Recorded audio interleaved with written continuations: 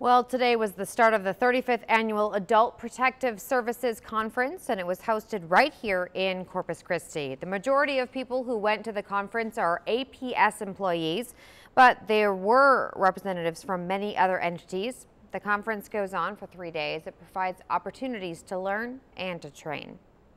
We absolutely want to empower, first of all, our staff, but also the public to be aware of abuse, neglect, and exploitation of the elderly and of persons with disabilities. We conduct in excess of 80,000 investigations a year in the state of Texas.